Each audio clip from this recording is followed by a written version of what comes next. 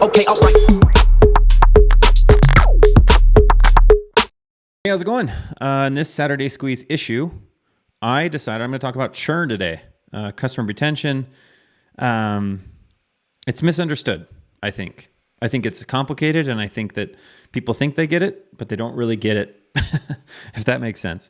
And so I did a Twitter thread, which, you know, those are kind of annoying these days, but it was the only way I could pack in all this information. So I just thought this would be a really good way for people to understand it just a little bit better. So how to deal with churn, whether you're a SaaS business, a subscription box, you know, like a physical, or you offer a service that's monthly. You know, I think this can be all applicable. I'm kind of narrowing in a little bit more on the SaaS space, just because, you know, that's kind of the world I come from and what I've been dealing with. So why listen to me? Let's maybe start there. Previously, my last business was bought by a company called Endurance International Group. They're called Newfold now. But the last little bit when I was there in 2018, I was tasked with figuring out our retention issue. And it wasn't just millions in churned revenue. It was tens of millions. Just because, you know, obviously it was a large business. So just you could imagine having tens of millions of dollars just being gone. And so I was, tasked at a high level trying to figure that out. And I learned a ton. I learned a lot about my approach on how to do it. And then actually what ended up happening is, you know, I left and went out and built weave.com. And that was literally a software that was strictly focused on automated customer retention for SaaS businesses. So I built an entire tool set right on top of Stripe that helped with involuntary and voluntary churn, which I'll talk about here in a second. So I guess that's why to listen to me. I think I got a pretty good idea what I'm talking about. So this is what we're going to cover today. I got some notes because there's a lot here. So what is churn? Really, I mean, I get the 101, but I'm really going to explain to you kind of how it affects you, why it's so important, why do customers churn, how to measure churn, and then really just how do I manage it, how do I fix this, and how to reduce it in the future. So, like I said, SaaS is the silent killer. I'm sorry, churn is the silent killer in SaaS. And the way I started out my tweet was, I was saying that if you have a 5% monthly churn rate, it's actually 46% annual churn rate. And so in other words, if you started the year in January with 100 customers, by the end of the year, you'd have 54. And so as powerful in SaaS as revenue is, right, from a compounding perspective, right, all these signups and every month, you know, blah, blah, blah, it's just as powerful and as impactful on the churn side because you're getting that compounding effect as well. It's like the idea of in the financial space, it's the rule of 72, rule of 78, whatever you want to call it, where you're seeing how impactful that interest is compounding. It's no different in SaaS with the revenue and with churn. And so, it's safe to say that I'd say a third of companies, SaaS companies, their churn rates are just way too high. And it's probably the last thing that most churn businesses are even thinking about. So how do you fix it? I would say the biggest issue to start is churn is typically a symptom of something bigger happening in your organization or in your product that you don't even realize. Because most people, again, are thinking about it like, oh, this customer just churned. Let me send them an email. And, you know, it's not at that last minute. They just woke up that day and said, I'm going to just cancel. There was other things that led to that decision is what I'm saying when I say that.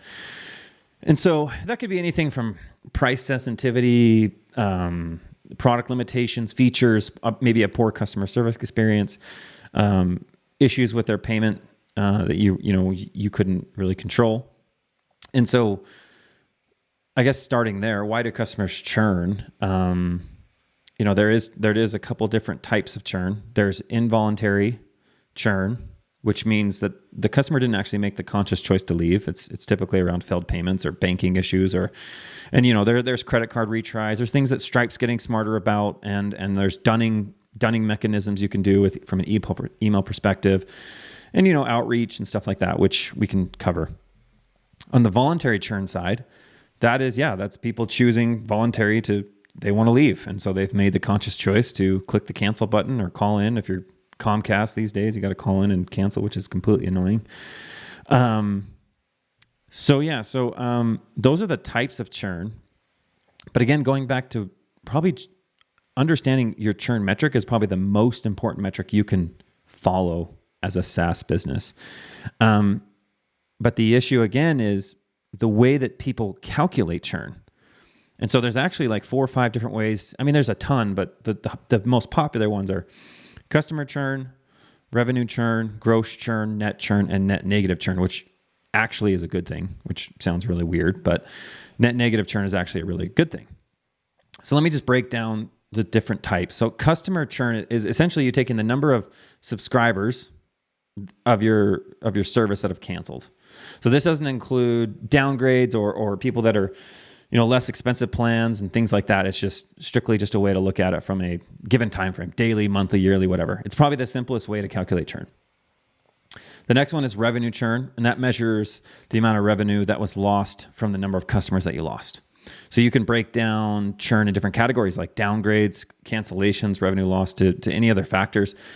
And it helps you essentially track customers in different cohorts. I like tracking churn in this way. One of the reasons is you can imagine if you lost 10 customers, and out of those 10 customers, if 2 of them left and they were the most highest paying customers, you'd see it in the revenue churn calculation. But in a customer churn calculation, you just see the 2 customers leaving. So you wouldn't really see the bottom line impact. You just see, oh, my churn's dipped, but it's just dipped more from a customer perspective, not revenue. See the difference? Then you've got gross churn, which is really just taking the total revenue lost each month from canceled subscriptions or contracts. It's probably the most straightforward way to consider like your lost revenue. Net churn is you're taking your expansion revenue.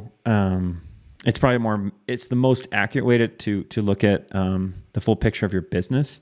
But the problem is it's not the full picture because you're just looking at the net side.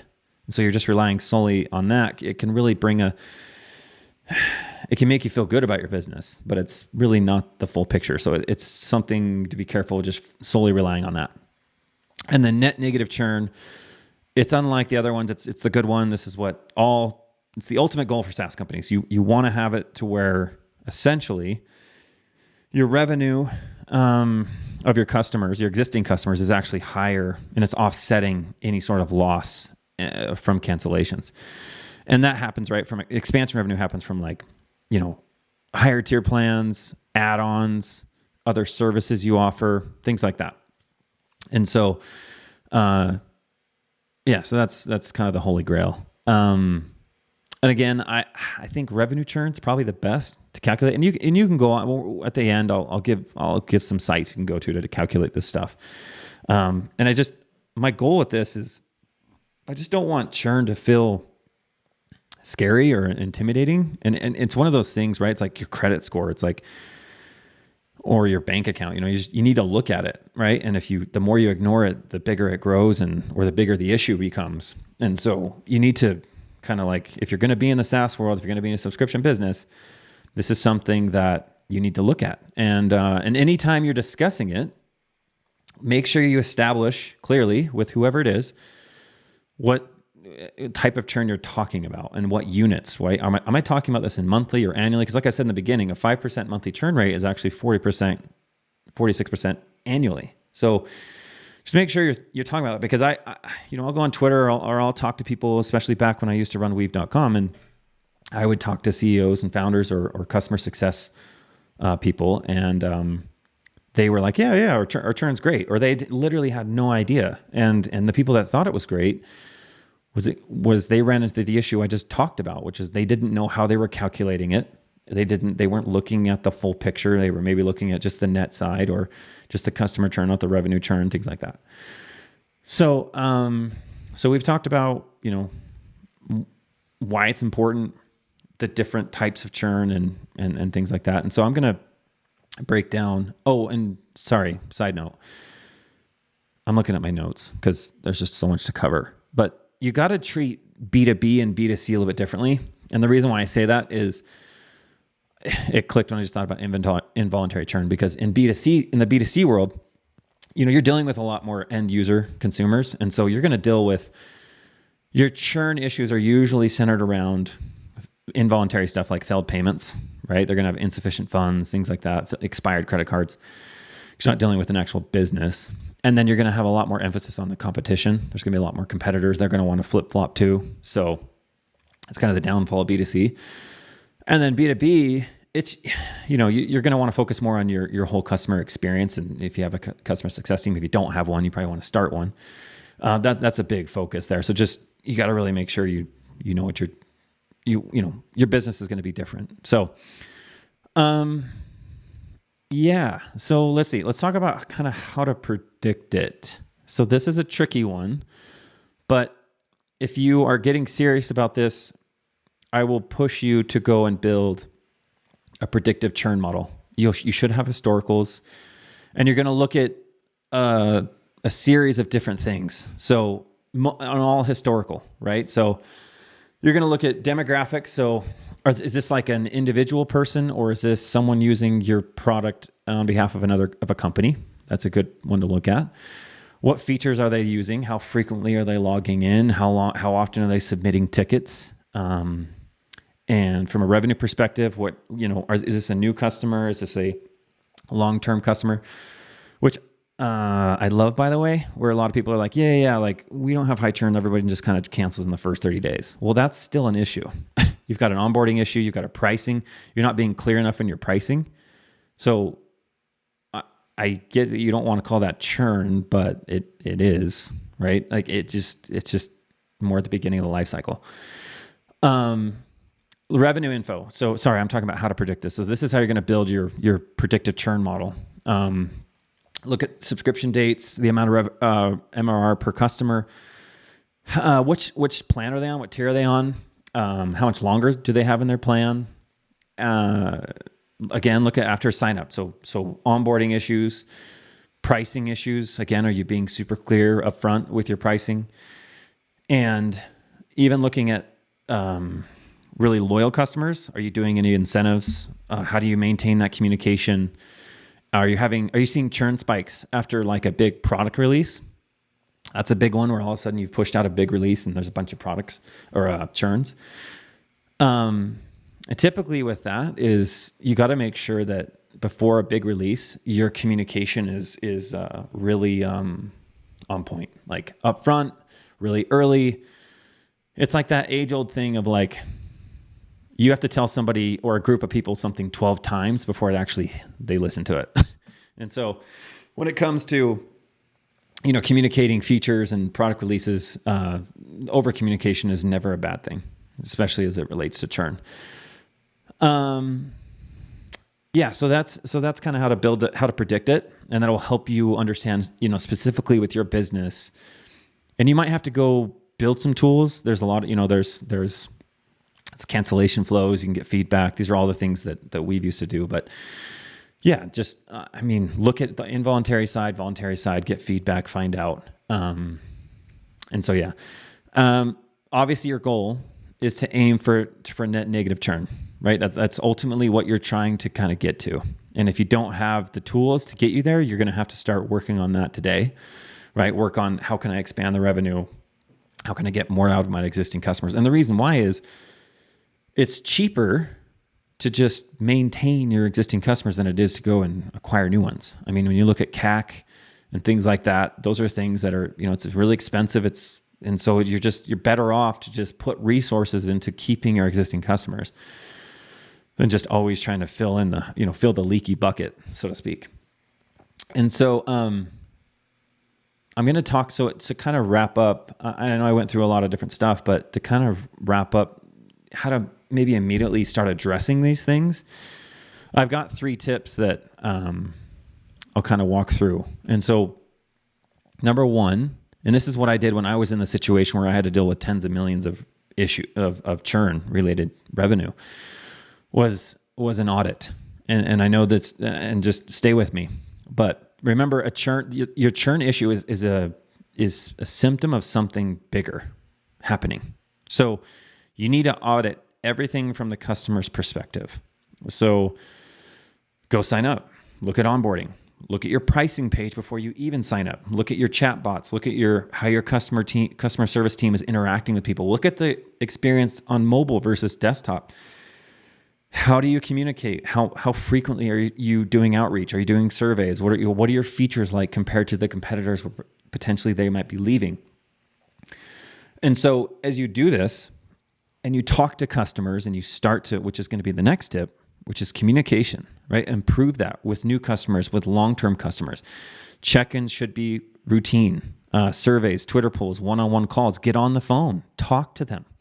I know you want to send an email and things like that, and it's scary to talk to them, but pick up the phone, ask them how their experience has been, learn from them, and figure out kind of where you're seeing those leaky parts of the bucket that you can start to fix. And then lastly is once you kind of go through this exercise, and this should be, a constant flow, wash, rinse, repeat kind of thing. Once you get to that point, just create, and I hate to use this like kind of corporate-y term, but just alignment, right? Just get everybody rolling the same direction. So it needs to be solved in every part of your company. So you can't just go and solve credit card failed payments and say your churn issue's fixed, right? You need to develop a plan that goes across marketing, customer support, product, sales, engineering, blah, blah. The whole team kind of needs to be bought in on how your customer experience is going to improve and solve this issue. Because ultimately, if you don't, you might start to fix it, and then you'll go start doing these wash, rinse, repeat cycles and realize that the product team wasn't actually on the same page. So they start doing something when they push something out, and they don't have the same philosophies with their communication and things like that. And so you've got to get that full, just company buy-in, because again, this is the most important metric for a SaaS company. And so stop ignoring it. It's not a credit score. It's not your bank account. Look into it, log in, check in. You know what I mean? And just kind of continue to make it better. And so, man, there's a lot, and I could go on this topic for a while, but hopefully that was helpful. I try to keep these Saturday squeezes pretty short. But I appreciate the people that are subscribed and things like that. I really appreciate you guys, and hope that you're finding these valuable. Definitely hit me up on Twitter. It's at JRFar, and I'll see you on the next one. Okay, all right.